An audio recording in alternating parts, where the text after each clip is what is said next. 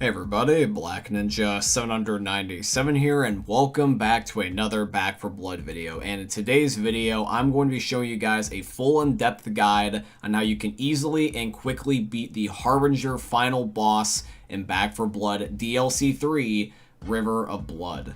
Now, even though the game has been out for multiple months at this point, and you guys have probably already ended up getting the best cards, the best guns, the best solutions, and all that stuff, I'm going to treat this tutorial as if somebody is a brand new player, just so that way that this tutorial is useful for everybody. So I'm going to recommend no DLC characters nor DLC cards, and I'm only going to recommend things within the base means of the game, so that way this tutorial works for everybody.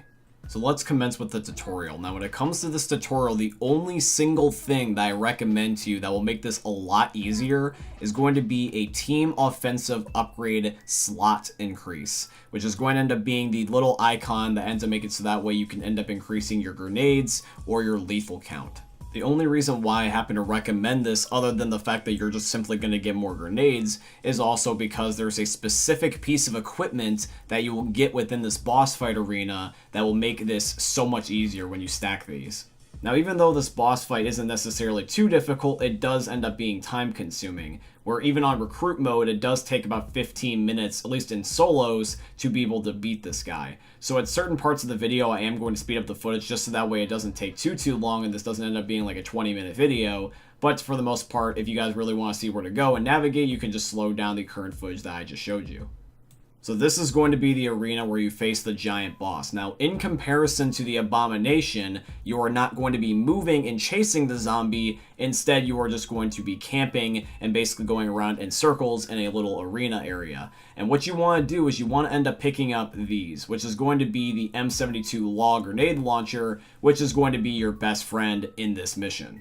Remember how I said a minute ago about how that you can end up picking up a grenade slot increase for your team? The reason why that you want to pick that up specifically is because the M72 Law is going to replace your grenades. It is not going to replace your primary or secondary weapon like you think it is, which is what got me at the beginning. So make sure that you get this team upgrade, because this will prevent you from having to go around the map all the time picking up new M72 Laws, because you can end up having sometimes 5 shots at a time before you have to go pick up a new one if you have the right amount of upgrades. So now let's talk about the boss. So how exactly does he work? Well, he has 3 phases. So basically what you have to do is something very similar to what you did with the Abomination boss fight if you faced him. But for those that have not faced the Abomination, I will explain. So basically, the Harbinger is going to have this pus spore that's in the middle of his chest, basically where his heart would be. And what's going to happen is that you need to shoot that to deal damage to him, otherwise he's completely invincible. And the thing is that this spore will only show up at key moments, so you need to make sure that you time it. And the best way to kill him, and really quickly kill him, is to shoot the M72 Law at him, because basically on recruit mode, 1 or 2 shots is sometimes enough to kill him at one of his boss phases. Now, I bet you have 2 questions. That number 1, your first question is going to be, okay, so if the spore is only going to show up at certain times, when are those certain times? And what I noticed from my gameplay personally is that when he goes to do his vomit ability, where he shoots like a projectile at you out of his mouth, right before that, he's going to have it reappear, and that's when you want to shoot him. The second thing you may be wondering is, can I use bullet guns in order to shoot the spore?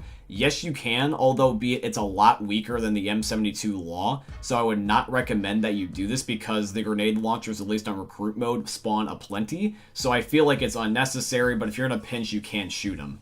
Also, really quickly, I do have a tip about one thing you should not do, which is going to be is don't get close to him. This is going to be a boss fight that is about range, and so you want to stay away from the Harbinger. You do not want to use a melee build, and you don't want to use a build that involves you like getting close, like for example with shotguns. You want to use like LMGs, sniper rifles, assault rifles. At the very least, you want to use an SMG, because if you get close, he will be able to kill you much easier. And plus also the one thing with this arena is that unless you're using the stands, if you get too close to him, you can kind of get in a glitchy spot, I noticed, like where you really can't get out of the map because some certain textures just don't open up. So don't even bother risking it by getting close, and instead just stay away from him.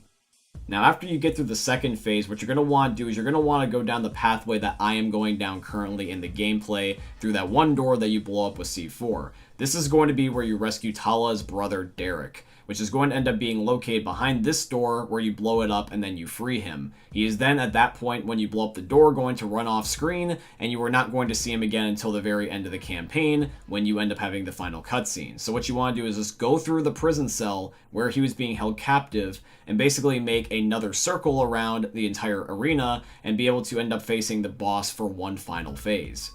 So I'm going to speed up the gameplay again, just so that way you guys can see exactly where to go, plus also seeing the onslaught of zombies that were attacking me. So when you end up getting to right about here, there's going to be this elevator that you must take to go down, and then from that point you're going to be back into the arena again, and you want to go specifically over here, because this is where all the grenade launchers are, and this is also the best spot to camp, because this is going to be the hardest phase. He has 3 sets of health bars on him. What's going to happen is that each time that you take a health bar down, he's going to get new moves and get progressively harder. The first one's going to be relatively easy because it's a majority of the same old, where he just mostly just lobs stuff at you. But around the second phase, although not be it all the time, this is where he has one of his most lethal attacks, which is going to be what I like to call the flying spikes, which is basically where he opens his mouth and he shoots all of these projectiles at you in rapid succession, and they can be very, very nasty and very unforgiving in terms of damage, so you want to avoid these. There's going to be specific parts of the map that are really great as cover.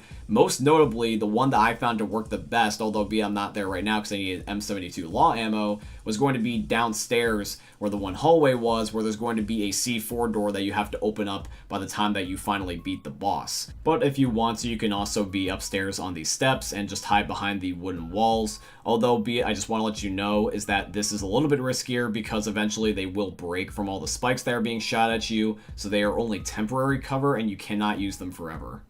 So the last phase is going to be the chaotic one, because this is where he's basically going to shoot everything at you. He's going to throw spikes, he's going to throw basically his flesh grenades at you, although that sounds disgusting, but it's just the truth. And every single zombie and their grandmother is going to try to attack you. But luckily, the good news is, though, is that as long as you have an organized team, or your bots are just not completely stupid, you should be able to get through this boss fight relatively with ease, because in my opinion, even though this is new, and this might just be my first impressions, I honestly think that this boss fight is easier than the one with the Abomination, because the Abomination, it was annoying when he would run away from you and the way his spores were organized, but this one's pretty much more straightforward because the spore is always going to be in front, and it's more rather about timing.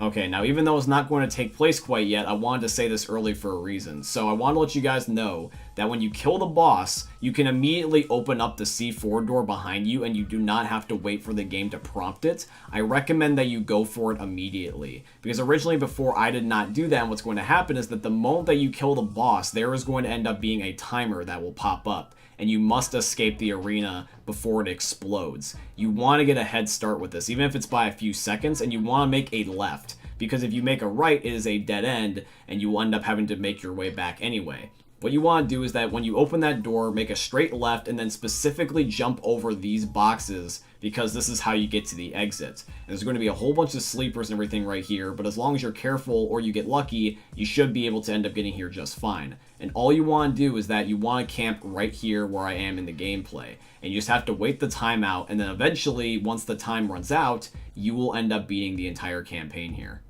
So as we wrap up the video, and the ending cutscene's about to take place any minute now, I want to just issue a spoiler warning in case any of you guys have not seen the cutscene before and you just simply want to know how the boss fight goes. But I would also like to end up concluding this video now with my outro. So I just want to mention that thank you so much for watching this tutorial, and I really do hope that this helped you, and if it did, please end up liking and sharing it. It means a lot more than you think it does, and plus also this will help promote the video within the algorithm, and then this means they will be recommended to more people. So if anybody's struggling with this boss fight, this will hopefully be recommended to them, and then they'll be able to figure out how to beat the game. Also, guys, if you'd like to financially support the channel, I would tremendously appreciate if you guys could go check out my Patreon. It's going to be linked down below my video description. Please also use my supporter creator code BlackNinja797 in all caps in the Fortnite and Epic Games item shops, because Epic is my very first sponsor and they're sponsoring today's video, so shout out to Epic Games. And lastly, I also want to let you know that I recently started a business. It is called Breakthrough Business. With Breakthrough, I'm going to be making multiple different psychology-themed courses on how you guys can end up improving things such as your character, your mental health,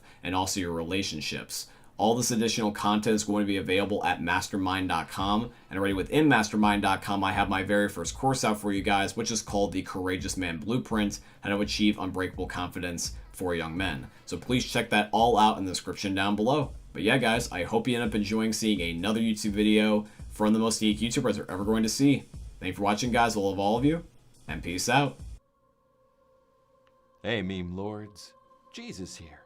And you better have enjoyed that video there by the Eternal God Daddy Ninja. You should probably subscribe too, or the mighty Moab will come for your balls. If you enjoyed the video, you might like it too. And give me the memes. Flash, bang, boom!